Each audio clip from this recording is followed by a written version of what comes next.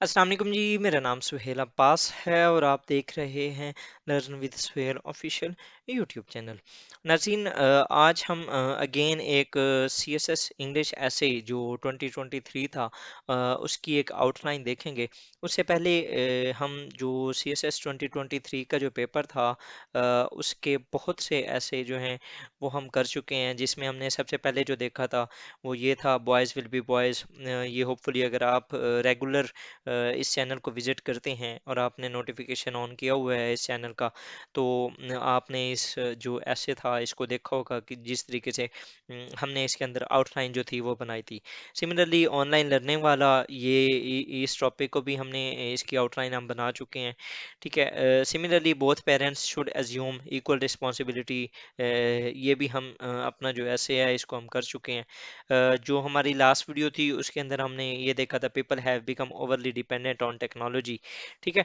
तो ये सारा बताने का मकसद ये था कि हम तकरीबन अपने कुछ अरसे से जो आउटलाइंस हैं सी एस एस 2023 के जो एसेस की, उनकी हम कोशिश कर रहे हैं कि वो बनाएं। आज भी हमारा जो टॉपिक है वो सी एस एस 2023 का ही एक ऐसे का जो टॉपिक है, friend walks in when everyone walks out. ठीक है। तो if you are new on this channel तो आप इसे फॉलो कर लें और जो बेल आइकॉन है वो लाजमी प्रेस कर लें, ताकि जो हमारी आने वाली वीडियोस हैं, जो कि हम जारी बात है अगले जो ये बाकी टॉपिक्स हैं उनके ऊपर भी हम वीडियोस बनाएंगे। बाकी भी वक्फे वक्फे से मैं इंग्लिश ऐसे की जो आउटलाइंस हैं उनके ऊपर काम करता रहता हूँ, बनाता रहता हूँ। और आईआर का भी हम चल रहे हैं टॉपिक्स लेके, और जो करंट अफेयर्स के तो वैसे ही चलते रहते हैं। तो if you are new on this channel तो सब्सक्राइब कर लें और शेयर कीजिएगा if you find it informative. तो स्टार्ट करते हैं जी। आज का हमारा जो टॉपिक है वो है, a friend walks in when everyone walks out. ठीक है। एक दोस्त उस वक्त आता है जब बाकी कुछ भी कोई भी नहीं रहता आपके पास। ठीक है। सबसे पहले तो हमें ये देखना है, ये डिस्क्राइब करना है कि हमारे पास कोई कब क्यों नहीं रहता। हमारे पास कोई कब क्यों नहीं रहता। तो एक सिंपल सी बात है, जब आप परेशानी में होते हैं, जब आप क्राइसिस में होते हैं, तो तब आपको पता चलता है कि आपके अपने भी पराये थे। और आपको तब पता चलता है कि यार वो पराया था लेकिन वो अपना था।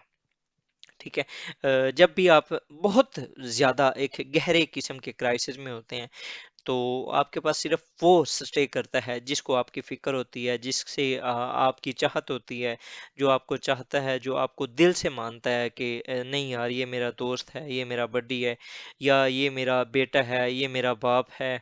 कोई भी किसी भी तरीके से कोई भी रिलेशन होता है। ठीक है। तो इंसान की लाइफ के अंदर हमेशा जो करीब आता है आपके पास और उस टाइम वो आपके पास सस्टेन करे, जब आपके पास कोई और ना हो, तो वो वाकई रियल में आपका दोस्त होता है। तो ये हमारा एक टॉपिक था सी एस एस 2023 के ऐसे का। तो आज हम इसको थोड़ा सा एक्सप्लोर करेंगे। इसके अंदर अगर मैं इसकी जस्ट थीसिस स्टेटमेंट लिखूं तो, in times of crisis only friends walk in and stay, everyone else walks out. मैंने सिर्फ जस्ट उसी को ही, क्योंकि मैं इस चीज़ से एग्री करता हूँ और मैंने इसी चीज़ के ऊपर ही मैंने अपना जो पूरा ऐसे है उसको तरतीब देना है, मैंने उसको बताना है कि यस, जब आप क्राइसिस में होते हैं तो ओनली जो आपके दोस्त होते हैं, जो आपके बहुत ज़्यादा अजीज होते हैं, वही आपके पास आके स्टे करते हैं, वही आपकी हिम्मत बंधाते हैं, वही आपको तसल्ली देते हैं, वो आपका सहारा बनते हैं, वो आपको अपना कंधा देते हैं कि आप रो सके। बाकी कोई भी नहीं होता, वो सारे वक्त के साथी होते हैं, वो छोड़ जाते हैं। ठीक है। तो मैं अपनी जो आने वाली एक दो स्लाइड्स हैं उसके अंदर मैं तकरीबन आपको 5 से 10 या 10 से 12 13 जो भी पॉइंट्स होंगे वो मैं आपको दूंगा, और वो मैनिफेस्टेशंस होंगी। ठीक है। मैंने एक अब यहाँ पर एक स्टांस मैंने लेना था, क्योंकि आपको पता है कि जो सीएसएस का या कोई भी पीएमएस का, कोई भी किसी भी कम्पिटेटिव एग्जाम का जब भी कोई टॉपिक होता है आपके पास, तो आपने एक स्टांस लेना होता है। जब आपने स्टांस ले लिया तो फिर आपने अपने पूरे ऐसे के अंदर आपने उसको प्रूव करना होता है कि why you have taken this जो स्टांस है, और आपने उसको किस तरीके से प्रूव करना है, वो फर्दर हम आगे देखते हैं। सबसे पहले अब जो अगला मेरा हेडर होगा वो ये होगा कि manifestation to prove that a friend walks in when everyone walks out. ठीक है।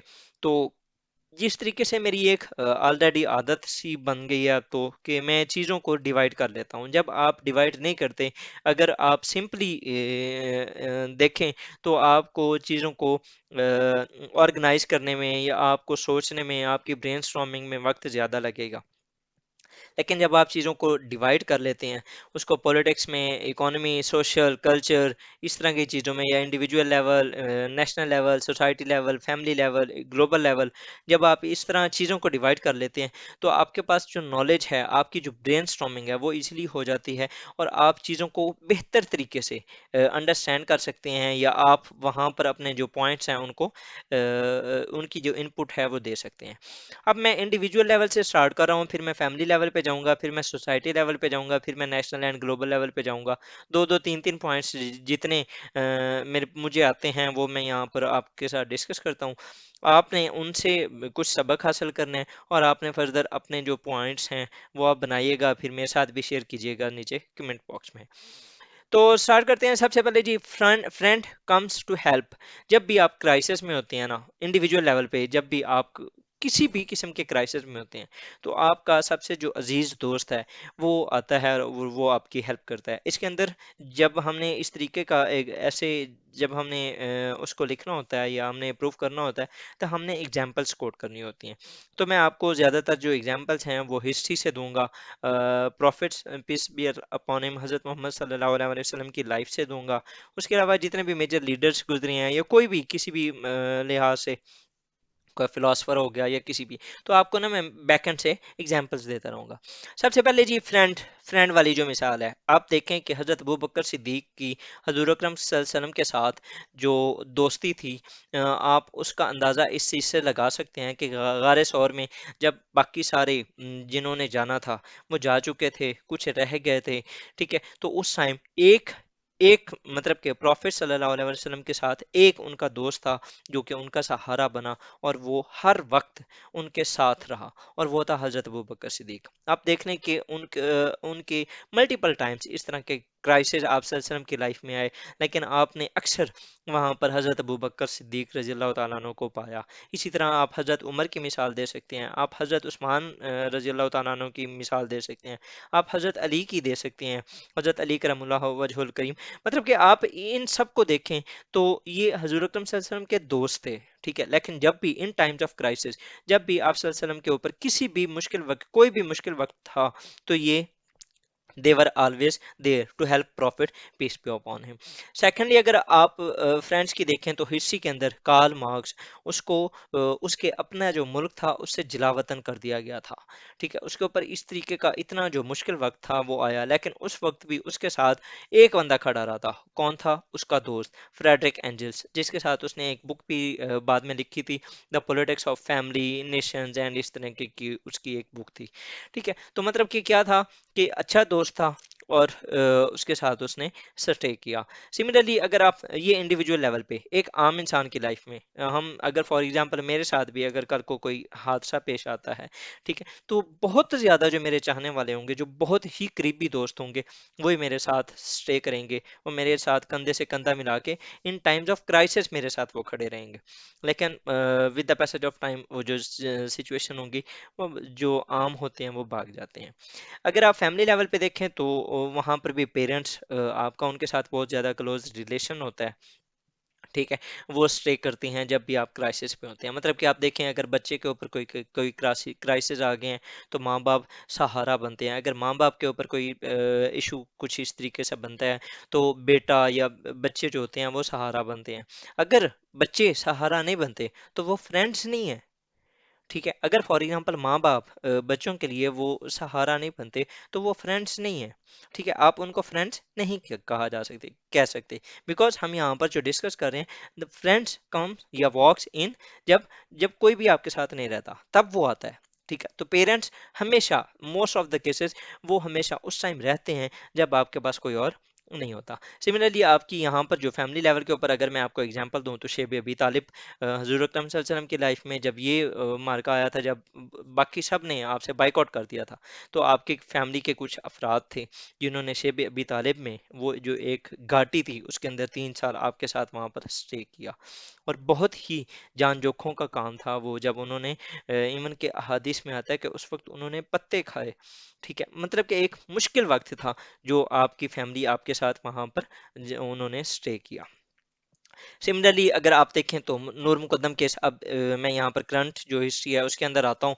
तो नूर मुकद्दम केस के अंदर जो विक्टिम था, जिसने लड़की का, जो नूर मुकद्दम था, उसको मर्डर किया था, आप देखें कि उसके पेरेंट्स टिल एंड वो उसके साथ खड़े रहे। उन्होंने हर लिहाज से उसको बचाने की मैक्सिमम कोशिश की। इवन के दे न्यू दैट कि उनका जो बेटा है वो विक्टिम है और उसने, वो ऑफेंडर है, उसने काम किया, उसने गलत काम किया। लेकिन फिर भी उनके जो पेरेंट्स थे, उनके जो माँ बाप थे, वो क्या थे, वो ऑन हिज साइड थे कि नहीं, किसी ना किसी तरीके से हमारा बच्चा बच जाए। और इसका अगर आप कंदील बलोच का केस देख लें, जिसमें एक भाई ने अपनी बहन को कत्ल किया था, लेकिन माँ बाप ने बाद में अपनी बेटी का जो कत्ल था वो माफ कर दिया था और जो अपना बेटा था उसको बचा लिया था। अब क्या था कि जब दुनिया का हर इंसान उस बंदे से, आल्दो क्रिमिनल था, नो इशू, वो एक अलग बात है। हमने जो प्रूव करना है वो ये है कि आपका चाहने वाला आपको किस हद तक बचाता है। आप ये देख लें कि आपके माँ बाप, इवन कि उनको पता है कि हमारा बेटा कातिल है। दुनिया में सबसे बड़ा जुर्म है किसी का कत्ल करना। ठीक है, इंसानियत में अल्लाह ताला कुरान पाक में फरमाता है कि जिसने किसी एक इंसान का कत्ल किया, उसने पूरी इंसानियत का कत्ल किया। और उस कातिल को माँ बाप बचाने आ रहे हैं, तो क्या है यार। मतलब कि वो एक फ्रेंड की हैसियत से आ रहे हैं, वो वहां पर they are there to help his their son, कि नहीं, अब हम एक बेटी तो खो चुके हैं, हम बेटा नहीं खोना चाहते। ठीक है, तो मैंने यहाँ पर मैं कोशिश करना चाह रहा था कि मैं साथ कागज लिखूं, लेकिन ऐसे की डिमांड नहीं है कि यहाँ पर ये क्यों लोग ये इस तरह अगर करते हैं तो क्यों करते हैं। There are factors behind this, हर चीज के पीछे कुछ ना कुछ फैक्टर्स होते हैं। तो ये जो इतना प्यार है ना, इसके बैकएंड के ऊपर भी कुछ फैक्टर्स हैं। लेकिन इंशाल्लाह जिंदगी के अंदर फिर कभी मौका मिला तो हम इसके ऊपर डिस्कस करेंगे। नेक्स्ट अगर आते हैं जी, आपने हमने पहले इंडिविजुअल लेवल पे देखा, फ्रेंड्स केम इन, आपने हजरत अबू बकर सिद्दीक की मिसाल देख ली, आपने कार्ल मार्क्स की देख ली। फैमिली लेवल पे आप देखें तो शेब अबी तालिब, हजरत अकरम सल्लल्लाहु अलैहि वसल्लम का किस्सा, उसके अलावा नूर मुकद्दम केस था, कंदील बलोच था। आप यहाँ पर ये जो इंडिविजुअल लेवल है, आप यहाँ पर ना एक और केस भी यहाँ पर ले सकते हैं। जब हजूर अकरम सल्लल्लाहु अलैहि वसल्लम के ऊपर वही नाजिल हुई थी, तो उस टाइम हजरत खदीजा रजी अल्लाह ताला अन्हा, उन्होंने हजूर अकरम सल्लल्लाहु अलैहि वसल्लम को जिस तरीके से दिलासा दिया था, उन्होंने कहा था नहीं, अल्लाह ताला आपको कभी भी नाराज नहीं करेगा, अल्लाह ताला आपके ऊपर कभी भी मतलब कि आपसे नाराज नहीं होगा, वो आपको किसी आजमाइश में नहीं डालेगा। क्यों, आप लोगों का भला करते हैं। वो क्या कर रही थी, वो बेसिकली वो हजूर अकरम सल्लल्लाहु अलैहि वसल्लम उस टाइम परेशानी की हालत में थे, हजूर अकरम सल्लल्लाहु अलैहि वसल्लम को उस टाइम समझ नहीं आ रहा था मेरे साथ क्या हो रहा है।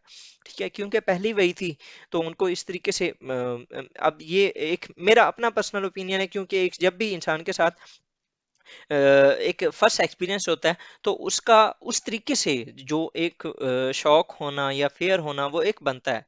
और वहां पर prophet peace be upon him, दुनिया की कायनात के सरवर कायनात की जात थी। ठीक है, तो फिर भी वहां पर क्या था, एक दोस्त वहां था। आप यहाँ पर हजरत मूसा और हारून का किस्सा देख लें कि जब फिरौन के दरबार में हजरत मूसा ने जाना था, तो वहां पर उनको एक दोस्त चाहिए था। और इवन के उन्होंने डिमांड की थी अल्लाह ताला से कि मुझे कोई एक साथी मेरा होना चाहिए। और हजरत हारून अलैहिस्सलाम को उनका जो भाई थे, उनको उनके साथ एक सपोर्ट के तौर पर उन्हें दिया गया था। अब क्या थे कि वो एक क्राइसिस की सिचुएशन में ही will be there to help his brother. ठीक है, ये इंडिविजुअल लेवल पे हमने देखा, फिर हमने फैमिली लेवल पे देखा किस तरीके से पेरेंट्स जो आके हेल्प करते हैं। फिर हम अगर सोसाइटी लेवल पे आए, तो आप देखें लैंडलॉर्ड्स या हेड ऑफ द टाउन जो होते हैं, वो आके हेल्प करते हैं और सिचुएशंस को जब आप किसी क्राइसिस में होते हैं। आपने अक्सर देखा होगा, अगर आप साउथ में रहते हो, साउथ पंजाब में, या वहाँ पर जो, या आप बलूचिस्तान के पी के किसी एरिया में रहते हो, तो वहाँ पर आपने अक्सर देखा होगा ट्राइबल कल्चर होता है। मतलब कि जब किसी की के साथ कोई ज्यादती होती है, तो वहाँ के जो वडेरे होते हैं वो पंचायतें बुलाते हैं, और वहाँ पर बैठ के फिर उसका फैसला किया जाता है, और उसकी फेवर में या उसके अगेंस्ट जिस तरीके से भी होता है वो फैसला किया जाता है। तो वो क्या होता है, मतलब कि एक ट्राइबल चीफ जो होता है, एक चेफ्टेन जो होता है वो वहां पर आता है, उसको क्या वो कहता है नहीं, आप अकेले नहीं हो, हम आपके साथ हैं, हम आपकी हेल्प करते हैं। जब नहीं होते, कुछ इस तरीके से भी सिचुएशन होती है कि आपके अगेंस्ट भी जा सकती हैं, वो एक अलग चीज़ है। हम जो प्रूव करना चाह रहे हैं वो ये है कि जब आप क्राइसिस में होते हैं तो कोई आता है और आपकी हेल्प करता है। तो एट सोसाइटी लेवल चेक टेन्स इस तरह के देखे गए हैं। आप सुलह हुदैबिया का किस्सा देख लें कि जब हजूर अकरम सल्लल्लाहु अलैहि वसल्लम जब गए थे और रास्ते के अंदर जो इशू हुआ था कुफार के साथ, तो वहां पर एक हुदैबिया का एक एक जो था उसको क्या कहते हैं, एक मुआहदा तय पाया था। उस वक्त हजूर अकरम सल्लल्लाहु अलैहि वसल्लम के साथ जितने भी सहाबा थे उन्होंने आपके सपोर्ट किया। एक सोसाइटी थी ना, एक एक ग्रोह था, एक इकट्ठे रहने वाले कुछ लोगों का एक ग्रोह था, लेकिन उन्होंने वहां पर एक जान होकर उन्होंने कहा नहीं, हम आपके साथ हैं। ठीक है, ये शायद ये सुलह हुदैबिया था। और एक और बैत रिजवान का ये किस्सा था, सॉरी, यहाँ पर मैं ट्रीटी ऑफ हुदैबिया लिख दिया है। ये बैत रिजवान का जो मामला था ये वो था कि जब हज़रत उस्मान रजी अल्लाह तआला अन्हु गए थे और बाद में खबर मिली थी कि उनको नौज़ुबिल्लाह किसी ने कत्ल कर दिया है। तो जब पीछे हज़रत अकरम सल्लल्लाहु अलैहि वसल्लम की मौजूदगी में ये बैत हुई थी कि नहीं, हम उस्मान रजी अल्लाह तआला अन्हु का बदला लेके जाएंगे, और फिर बाद में हज़रत उस्मान रजी अल्लाह तआला अन्हु आ गए थे। तो वो क्या था, बेसिकली एक ग्रोह थे वहां पर, लेकिन एक इंसान के साथ कुछ ज्यादती हुई और सब ने कहा नहीं, हम तब तक यहाँ से नहीं लेंगे जब तक हम बदला नहीं ले लेते। क्या था, क्राइसिस एक जन्म दिया, लेकिन वहां पर सारे इकट्ठे हो गया, उन्होंने कहा नहीं, हमारा अपना बंदा है, हम इसको सपोर्ट करेंगे। ठीक है, फर्दर अगर देखें तो रिलीजियस प्लेयर्स, जो प्रेयर्स लीडर्स होते हैं, मतलब कि जो मस्जिद के इमाम होते हैं, वो काफ़ी हेल्पफुल साबित होते हैं। आपने अक्सर देखा होगा कि कुछ जो एरियाज होते हैं, ख़ास तौर पे साउथ के अंदर कुछ इस तरीके का होता है, जब भी हम क्राइसिस के सिचुएशन में होते हैं तो ये इंसान के साथ एक है कि अल्लाह ताला भी कुरान पाक में फरमाते हैं, और बहुत क्या ही खूबसूरत लाइनें हैं अल्लाह ताला की। वो कहते हैं कि ये इंसान है ही बड़ा नाशुक्रा, जब इसको कोई भी मसला दरपेश होता है तो ये मेरे दर पे आ जाता है, और जब मैं इसका मसला जो है वो हल कर देता हूँ तो फिर ये मुंह फेर लेता है और कहता है कि ये तो मेरे अपनी वजह से हुआ, और नाशुक्रा हो जाता है और फिर मुंह फेर लेता है। इस तरीके से है। तो जब हमारे पास कोई मसला दरपेश आता है तो हम इस्लाम की तरफ भागते हैं, हम अपने जो इमाम हैं उसके पास जाते हैं, जाके कहते हैं काजी साहब ये मसला हो गया, कोई हल बताएं।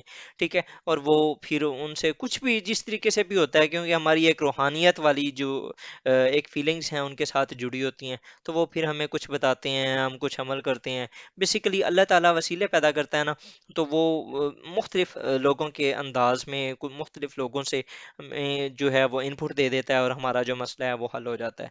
तो मुख्तारा माई का वाला जो केस था, मुख्तारा माई अगर आपने इसको देखना हो तो आप एक बार इसे गूगल कर लीजिएगा। ये खातून थी मुजफ्फरगढ़ की, उनका रेप हुआ था, गैंग रेप। और वहाँ पर उसको जो रेज करने वाला था ना, इशू रेज करने वाला, वो वहाँ का मुजफ्फरगढ़ के एरिया का एक इमाम था, जिसने एक इस इशू को रेज किया कि एक खातून थी उसके साथ ज्यादती हो गई। और फिर फर्दर उसको नेशनल लेवल पर, इंटरनेशनल लेवल पर इवन के ये इशू चला गया था। और बाद में जो कोर्ट ने फैसला दिया वो एक अलग चीज़ है, लेकिन बात करने की ये थी कि सोसाइटी के अंदर जब आपके साथ कोई नहीं होता, कुछ लोग इस तरह के होते हैं और वो आपके दोस्त होते हैं रियल, जो आते हैं जब आप क्राइसिस की सिचुएशन में होते हैं। सिमिलरली अगर नेशनल और इंटरनेशनल नेशनल लेवल पे देखें तो जो स्टेट इंस्टीट्यूशंस होती हैं, लॉ इन्फोर्समेंट एजेंसीज होती हैं, अब फॉर एग्जांपल आपका किसी के साथ कोई झगड़ा हो गया, ठीक है, तो वो आपकी दोस्त बनती हैं, वो आपके पास आती हैं, वो आपका मसला जो है वो हल करती हैं। इवन के हजूर अकरम सल्लल्लाहु अलैहि वसल्लम के दौर में जब एक सहाबी को तबूक या ये पता नहीं मौता के अंदर ही शायद वो किसी जगह पे भेजा गया था, अब मुझे वो एग्जैक्ट एरिया याद नहीं है कि किस साइड पे वो गए थे, और वहां पर उनको ना वो जो सहाबी थे उनको सफीर बना के भेजा गया था, और उनको ना वहाँ के लोगों ने शहीद कर दिया था। उसके बाद हजूर अकरम सल्लल्लाहु अलैहि वसल्लम ने सिर्फ उस एक शहादत का बदला लेने के लिए जंग की थी, गज़वा मोता उसका वो नाम था। अब क्या था कि वहाँ पर हजूर अकरम सल्लल्लाहु अलैहि वसल्लम ने अपने एक दोस्त होने का फर्ज वहाँ पर अदा किया कि नहीं, आपका जो खून है वो ऐसे कैसे जा सकता है? और वैसे भी ये लॉ भी था, इंटरनेशनल लॉ का भी ये कंसेप्ट है कि आप सफ़ीरों को कत्ल नहीं कर सकते। सिमिलरली मोहम्मद बिन कासिम की आपने वो स्टोरी सुनी होगी कि जब उसको एक खातून ने, जब राजा दहर के कुछ जो डाकू थे उन्होंने उसको किडनैप किया और उससे कुछ चीज़ें ली, तो उसने हिजाज बिन यूसुफ को ख़त लिखा कि हमारे साथ इस तरीके से ज़्यादती हो रही है। तो उसने अपने भतीजे मोहम्मद बिन कासिम को भेजा था और जंग हुई थी और फिर मुल्तान और काबुल जो था वो फतह हुआ था। तो ये क्या था? ये बेसिकली कि जब आप क्राइसिस में थे तो आपकी स्टेट थी और उसने आपकी हेल्प की थी। ठीक है, ये भी मतलब कि आप अगर नेशनल लेवल पे इस चीज़ को कंसीडर करें तो स्टेट आपकी उस टाइम हेल्प करती है जहां पर स्टेट होती है, जहां पर लॉ बनता है। मैं पाकिस्तान की बात नहीं कर रहा। आप अगर देखें तो आप अमेरिका को देखें, अमेरिका अपने सिटीजन की इतनी ख्याल रखता है जिसकी इंतहा नहीं है। आप देखें कि 1979 के अंदर एक होस्टेज क्राइसिस हुआ था कि यूएस के अंदर, यूएस के कुछ जो एम्बेसी के लोग थे वो ईरान के अंदर ना, कुछ स्टूडेंट्स ने, जब ईरान के अंदर रेवोल्यूशन आया था तो उन्होंने ना उनको किडनैप कर दिया था। और यूएस ने इस चीज़ के ऊपर बहुत बड़ा इशू इशू रेज किया था। शायद उनमें से कुछ उसने बचवा लिए थे और कुछ का मर्डर हो गया था या कुछ को उन्होंने मार दिया था। बहरहाल उसके लिए ना यूएस ने बहुत तगदो की। सिमिलरली जब अभी अफगानिस्तान विड्रॉल हुआ है तो उस वक्त भी जो यूएस के जितने भी सिटीजन थे उन्होंने इवन के जो तालिबान के साथ अपना जो मुआहदा था वो इसी तरह किया हुआ था कि नहीं, आपने हमारे जो स्टूडेंट्स हैं, ये जो हमारे जो लोग हैं, हमारे जो वहाँ पर कुछ किसी भी लिहाज से हमारे जो सिटीजन हैं वहाँ पर काम कर रहे हैं, तो आपने उनको कुछ नहीं कहना और उन्होंने सेफ पैसे ही देना है ताकि वो वापस यूएस आ सकें। तो ये सारी चीज़ें क्या हैं? स्टेट आपका उस टाइम हेल्प कर रही होती है जब आपके पास कोई और ऑप्शन नहीं होता। तो स्टेट भी as a friend role play करती है जब हर कोई भी आपके पास नहीं होता। सिमिलरली अगर आप इसको ग्लोबल लेवल पे देखें, स्टेट्स की आपस के अंदर अंडरस्टैंडिंग देखें, तो China in case of Pakistan, Pakistan को जब भी किसी भी किस्म का कोई इशू होता है, लाइक फाइनेंशियली हो गया, मिलिटरीली हो गया, डिप्लोमेटिकली हो गया। आप कश्मीर का इशू देख लें, जब कश्मीर का स्पेशल स्टेटस ख़त्म हुआ था तो चाइना ने पाकिस्तान की हेल्प की। उसके अलावा पाकिस्तान की जब कोई माली इशू होता है तो चाइना आ जाता है हेल्प करने के लिए। मतलब कि ये इस तरीके से आप चाइना और पाकिस्तान का देख लें। इवन के पाकिस्तान को दुनिया के अंदर आइसोलेट किया जा रहा है, लेकिन आज भी मैं न्यूज़ सुन रहा था तो चाइना ने जो है वो अभी रिस्पॉन्ड किया था कि दुनिया जो है उसको, और जो दुनिया के मालियाती इदारे हैं वो अपनी जो पॉलिसीज हैं उनको नरम करें ताकि पाकिस्तान जैसे जो मुआशी मसाइल से दरपेश ममालिक हैं उनके ऊपर ज़्यादा दबाव ना बढ़े और वो एक डिफ़ॉल्ट वाली सिचुएशन में ना चले जाएं। बेसिकली कि वो क्या कर रहा है, पाकिस्तान की वॉइस है जिसको दुनिया भर में फैलाने की कोशिश कर रहा है। अरब वर्ल्ड एंड पाकिस्तान, आपने देखा होगा पाकिस्तान किस तरीके से फाइनेंशियली या किसी भी लिहाज से, जब भी पाकिस्तान का जब न्यूक्लियर का प्रोग्राम हुआ था और पाकिस्तान को दुनिया ने आइसोलेट कर दिया था तकरीबन, तब यूएई और चाइना थे जिन्होंने पाकिस्तान को सपोर्ट किया और पाकिस्तान के साथ भी स्टैंड किया। सॉरी, सऊदी अरेबिया, उसने पाकिस्तान को बहुत ज़्यादा सपोर्ट किया था। अच्छा, अब आप रशिया और इंडिया का भी केस देख सकते हैं कि जब इंडिया को और पाकिस्तान की आपस में जंग हुई 1971 के वार के अंदर, या 1965 की जो वॉर थी उसके अंदर, रशिया ने पाकिस्तान को, सॉरी, इंडिया को बहुत ज़्यादा हेल्प की थी। ठीक है। तो ये क्या होता है कि जब भी आप क्राइसिस में होते हैं हमेशा सिर्फ आपका जो दोस्त होता है वो ही आता है। अब आप इसराइल का केस देख लें तो यूएसए उसकी हर जगह हेल्प करता है। मतलब कि आप ये देख लें कि जितनी बार रशिया ने सबसे ज़्यादा जो वीटोज किए हैं ना वो यूएसए ने किए हैं ओवरऑल, जो रेजोल्यूशंस होती हैं। और वो रेजोल्यूशंस सबसे ज़्यादा जो वीटो इसराइल के खिलाफ हुई हैं ना वो यूएस ने करवाई हैं। उसकी क्या रीज़न है कि यूएस की एक अम्ब्रेला है, यूएस की ने एक छतरी बनी हुई है जो कि इसराइल को हर वक्त बचा के रखती है। तो ये था जी हमारा आज का टॉपिक, तकरीबन ये ख़त्म हो गया है। ये हमारा एक इंग्लिश ऐसे का जो राइटिंग एवेल्यूएशन है वो हमने स्टार्ट की हुई है। सिर्फ सिर्फ 2 से 3 जो स्लॉट्स हैं वो अवेलेबल हैं। तो आप अगर स्टार्ट करना चाहते हैं, अगर आप, क्योंकि जो ऐसे की एवेल्यूएशन है वो बहुत ज़्यादा ज़रूरी होती है। आपको नहीं पता कि आप ऐसे किस तरीके से लिख रहे हैं, आप ठीक लिख रहे हैं या गलत लिख रहे हैं, आप प्रैक्टिस नहीं करते। अगर आपके साथ कोई इवैल्यूएशन वाला इंसान नहीं होता तो आप प्रैक्टिस नहीं करते। जब आप प्रैक्टिस नहीं करते तो आप को पता नहीं होता कि आपने किस तरीके से प्रेशर को हैंडल करना है। आप एग्जाम हॉल में जाके ही पहली बार ऐसे लिखते हैं तो अल्टीमेटली जो वो है वो तो फेल होना ही होना है ना फिर। आप देखें ना कि अगर फॉर एग्जांपल आपने कोई नया मकान लिया हो और उसकी 3 से 4 बहुत ही नैरो किस्म की गलियां हो, ठीक है, तो आपने उस साइड पे जाना हो तो पहली बार आप भी भूल सकते हैं, ठीक है, लेकिन आप जब फ्रीक्वेंटली उससे जाएंगे, ठीक है, तो आपको गलियां याद हो जाएंगी, क्योंकि रेपिटेशन से आप वो याद कर लेते हैं। तो आपकी जो ये प्रैक्टिस होती है ना, प्रैक्टिस से जितना ज़्यादा आप प्रैक्टिस करेंगे, उससे आपकी जो राइटिंग एबिलिटी है वो ज़्यादा अच्छी होगी, ठीक है, और आपके चांसेस ऑफ सक्सेस वो ज़्यादा हो जाएंगे। तो अगर आप तैयारी कर रहे हैं, साल पूरा लगाते हैं, सब मेहनत भी करते हैं, 10-12 सब्जेक्ट्स को पढ़ते भी हैं, अगर कुछ अपना जो टाइम है अपने ऐसे की इवैल्यूएशन के ऊपर लगा लें, तो मे बी ये आपका जो जर्नी है उसको बेहतर बना दे और आपके जो चांसेस ऑफ सक्सेस हैं उनको इंक्रीज कर दे, क्योंकि इसके बगैर तो आपका जो गुजारा है वो बहुत मुश्किल है। तो ट्राई करें कि मैं अपनी बात नहीं कर रहा, किसी भी मेंटोर को ज्वाइन करें, लेकिन ज्वाइन ज़रूर करें ताकि आपकी जो ऐसे है उसकी जो राइटिंग है वो बेहतर हो। तो अगर समराइज किया जाए, इसको कंक्लूजन है क्योंकि, तो इसको अगर समराइज किया जाए, आज का जो लेक्चर है वो हमारा काफ़ी लंबा हो गया। तो इसकी समरी ये है कि जब भी आप किसी क्राइसिस में होते हैं तो आपका जो असल दोस्त होता है ना वही आता है और वो आपको हेल्प करता है। चाहे आप इंडिविजुअल लेवल पे हों, चाहे आप फैमिली लेवल पे हों, चाहे सोसाइटी लेवल पे हो, चाहे नेशनल लेवल पे हो, चाहे ग्लोबल लेवल पे हो, ठीक है। तो इसके साथ ही जी हमारा आज का लेक्चर ख़त्म हुआ। Thank you for watching my video. Sorry आज का लेक्चर काफ़ी लेंथी हो गया, तो इंशाल्लाह फिर किसी में इसकी जो कसर है वो निकाल देंगे। थैंक यू जी, अल्लाह हाफिज़, जज़ाकल्लाह।